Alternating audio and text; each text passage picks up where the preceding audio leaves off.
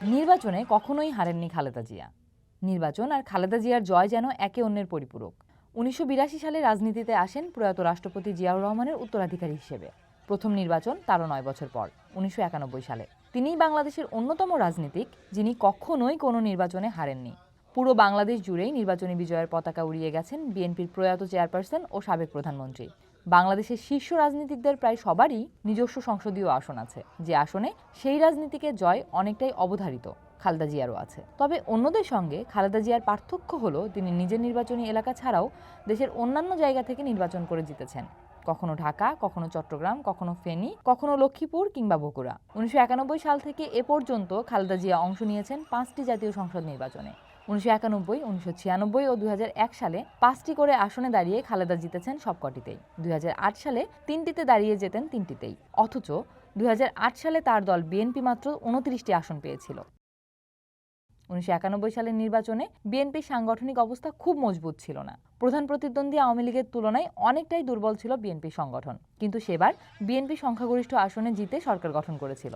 খালেদা জিয়া ঢাকার ২টি আসনে নির্বাচন করেছিলেন, বিপুল ব্যবধানে জিতেছিলেন ২টিতেই। এছাড়াও নির্বাচন করেছিলেন বগুড়া ৭, ফেনী ১ ও চট্টগ্রাম ৮ থেকে। এ ৩টিতেও খালেদা জয়ের ব্যবধান ছিল বিশাল।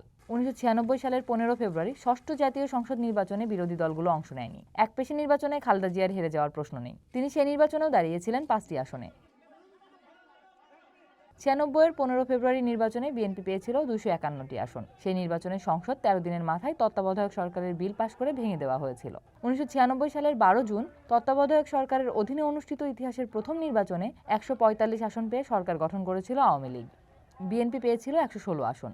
খালেদা জিয়া বগুড়া ৬, বগুড়া ৭, ফেনী ১, লক্ষ্মীপুর ২ ও চট্টগ্রাম ১ আসন থেকে নির্বাচন করে জিতেছিলেন ৫টিতেই। শুধু তাই নয়, বগুড়া, ফেনী ও লক্ষ্মীপুরের আসনগুলোতে তিনি শতকরা ৮০ ভাগের কাছাকাছি ভোট পেয়েছিলেন।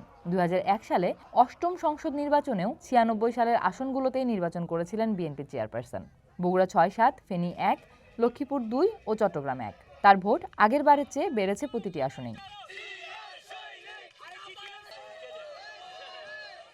একাধিক আসনে নির্বাচন করা খালেদা জিয়া ১৯৯১, ১৯৯৬ সালের নির্বাচনের পর নিজের পৈতৃক এলাকা ফেনী ১ আসন রেখে বাকিগুলো ছেড়ে দিয়েছিলেন। ২০০১ সালে তিনি ধরে রাখেন শ্বশুরবাড়ি বগুড়া ৬ আসনটি।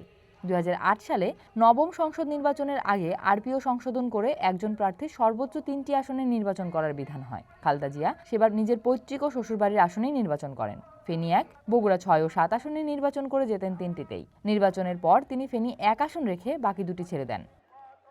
২০১৪ সালে দশম জাতীয় সংসদ নির্বাচন বিএনপি বর্জন করে। ২০১৮ সালে একাদশ সংসদ নির্বাচনে বিএনপি অংশ নিলেও খালেদা নির্বাচন করতে পারেননি জিয়া অরফানেজ ট্রাস্ট মামলায় দণ্ডিত হয়ে কারাগারে থাকার জন্য। ২০১৮ সালের ফেব্রুয়ারিতে এই মামলায় কারাগারে যেতে হয়েছিল তাকে।